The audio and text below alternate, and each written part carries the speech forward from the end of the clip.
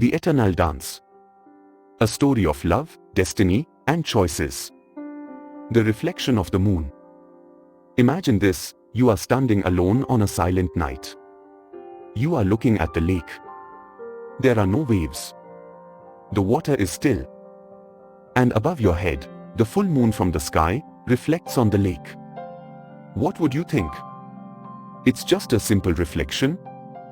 Or are there any messages to the world of love? After listening to this story, you will change the way you look at moon reflections on water. It will remind you of only one thing: the beauty of eternal love. Shatabdi Purnima, the festival of the century moon. A long time ago, in the Himalayas, people gathered under the full moon for a grand festival. It is called Shatabdi Purnima, the night of the century's moon. Once in every 100 years, this event happens. What is special about this event? Just wait for one more minute. The valley was filled with music and glowing lamps everywhere. Some lamps were floating in the sky. Beautiful women in bright silk saris danced, their movements graceful like the stars above. People sang praises to the moon goddess, celebrating the night. All they were waiting for was for the moon goddess, Chandra, to come. Kantha, a warrior, stood apart. He had fought many battles and killed many, but he had never loved anyone. And yes, love had never been part of his life. Tonight, he watched from the shadows, uninterested in the celebrations. But something about the night felt different. An unspoken whisper in the air. A silent call he could not understand. He never knew. This night was going to change his life forever. Then, the moonlight changed. A soft, silver mist covered the ground, moving through the crowd. The air felt different. A hush fell over the festival. There was an extra chill in the air. And then, she appeared. Through the mist, Chandra stepped out. The moon goddess. She glowed with a soft, silver light. Her eyes were sharp. They were deep and filled with ancient wisdom. She moved like the ocean waves, pulling people toward her. Like a magnet, without saying a word. She looked at the people, searching. Her eyes were searching. A soft breeze carried the sound of her anklets. But the crowd stood frozen, mesmerized. Her eyes were searching deep. Then, she lifted her hand and pointed at Kantha. His heart pounded. His breath caught. It wasn't fear. It wasn't excitement. It was something unknown. The world appeared to halt. No motion. Warrior of the earth, she said softly. Will you dance with the sky? The crowd moved aside. Kantha's feet stepped forward, before he even understood why. He could not control himself. As if he were a slave, saying yes to his master. As he took her hand, a warmth filled him. Something he had never felt before. And then, the festival disappeared. They were getting ready for the celestial dance. They were now at Lake Manasarovar, like a mirror where the water reflected the stars above. Then, the dance began. Chandra moved in a beautiful Bharatanatyam dance. Her feet touched the earth like whispers. Kantha had never danced before, but he had a strong instinct to follow her steps. His movements were strong but respectful. A warrior and a goddess, dancing under the moon. The lake rippled, mirroring their steps, like a dance between a mortal source and an eternal source. Then, the music stopped. They decided to have a conversation. Chandra and Kantha sat by the lake, looking at the moon's reflection. You are different, she said. The others dance for joy. You dance like you are searching for something. Kantha hesitated. Then he said, I have spent my life fighting. I swing the sword against the enemy's sword with a rhythm. Tonight, for the first time, my hands, my body, got a rhythmic swing with your movement. Moreover, he added, warriors don't understand love. Chandra smiled. Love isn't something you understand. It's something you feel. Silence. A gentle breeze passed between them. Then, Chandra looked at the sky. A sad look crossed her face. The night is ending, she whispered. I must go. Kantha fell silent. He couldn't find the words. No. Not yet. Chandra turned to him. Come with me. Leave this world. Live among the stars. And you'll be closer with me forever. Kantha's mind was spinning fast.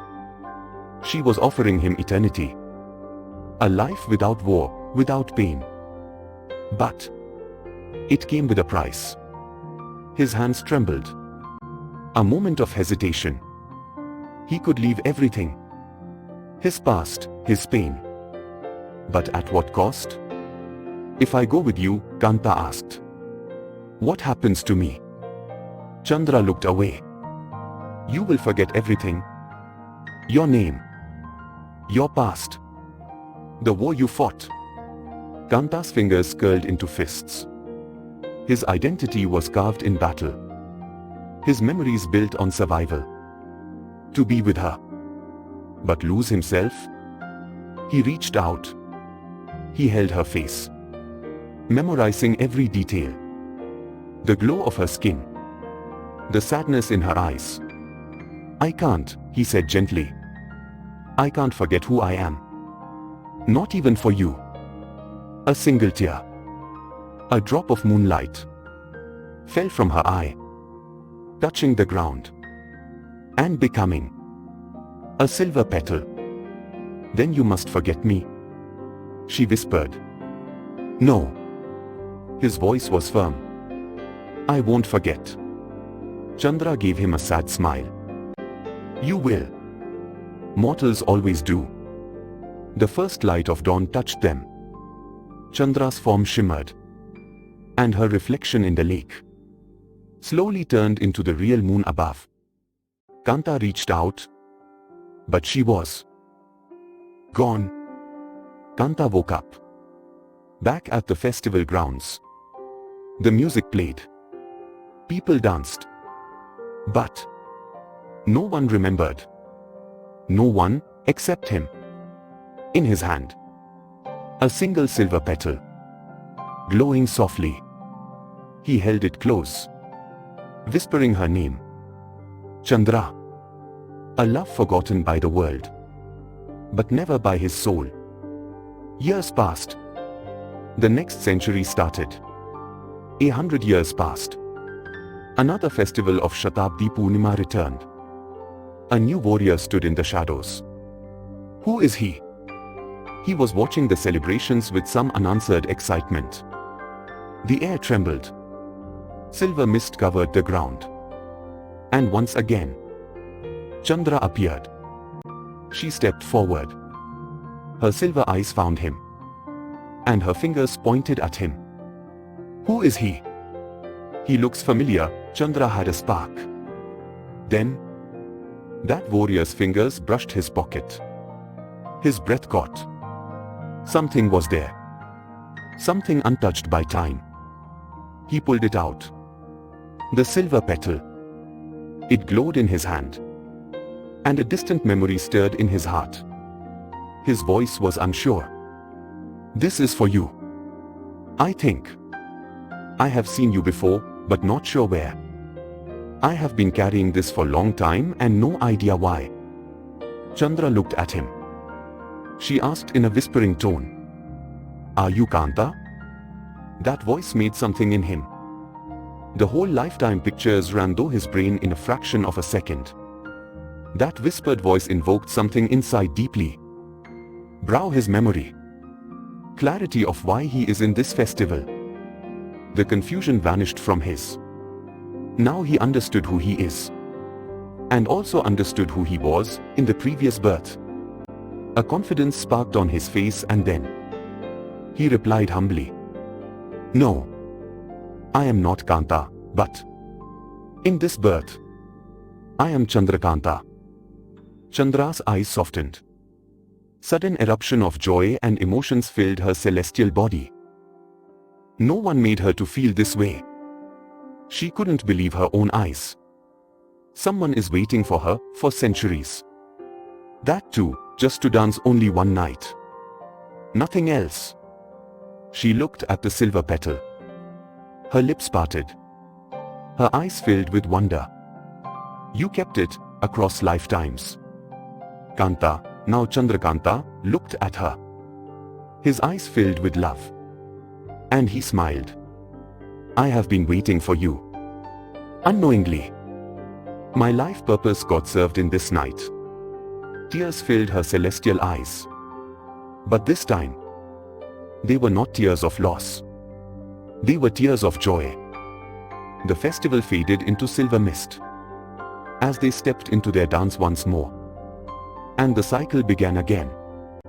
And so, the legend of Kantha, the warrior who pulled the moon goddess toward him, was passed down through generations, waiting for every Shatabdi Purnima, an occasion that happens once in 100 years. It is said that if you ever find yourself by a still lake on a moonlit night, look at the reflection carefully. You might be witnessing the dance of Chandra and Kantha, the mild wave of the waters. That is the evidence.